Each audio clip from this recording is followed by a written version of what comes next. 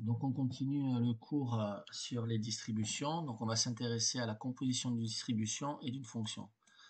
Donc, donc petit rappel sur les changements de variables. On considère une fonction g qui est localement intégrable sur R, f monotone dérivable, autrement dit qu'il existe une bijection, enfin f, voilà, f admin une fonction réciproque, f-1.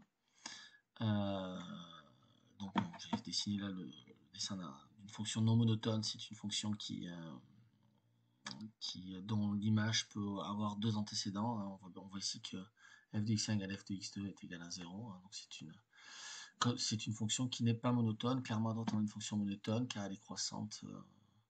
Bon, voilà, on a l'injection on a la surjectivité et l'injectivité. Voilà. C'est une étude de bijection. Donc nous, on simplifiera le cas et on considère donc que f' est non nul, quel que soit x. Donc l'intégrale de AB de g rond f, donc de x dx, donc g composé avec f, c'est l'intégrale de AB de g de f de x dx. On utilise le changement de variable y égale f de x.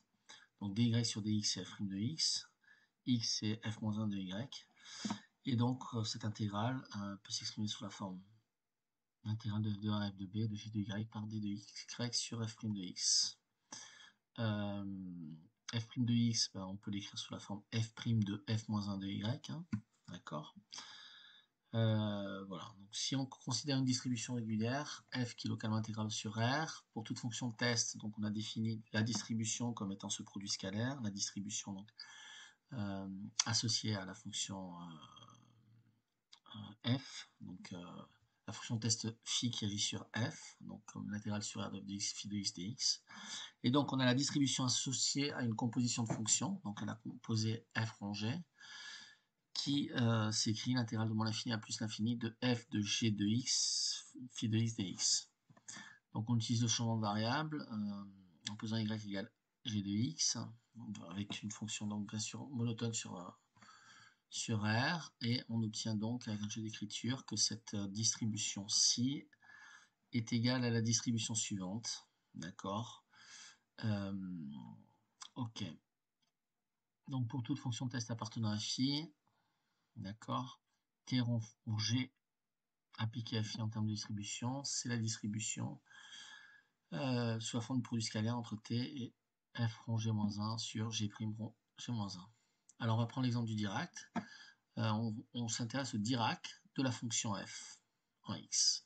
La distribution du Dirac de f de x par phi, c'est donc d'après ce qu'on a montré précédemment, le Dirac appliqué à phi de g-1 de x sur f' de g-1 de x. Okay.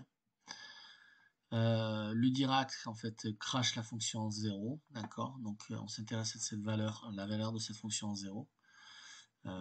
C'est le résultat de notre distribution en fait. Hein, voilà. Donc si f de x a x0 comme une x0 et que f de x0 est nul, si f de x0 non nul, alors le Dirac associé à f de x, c'est delta de x moins x0 sur f' de x0. Voilà. Et de même, le Dirac associé à une translatée lambda de x moins x0, c'est le Dirac de x moins x0 sur le module de lambda. Ok. Si f de x a plusieurs zéros, alors à ce moment-là, le Dirac de f de x sera la somme sur l'ensemble de tous les zéros, l'ensemble des deltas de x moins xi, où xi sont des zéros de la fonction f. Ok.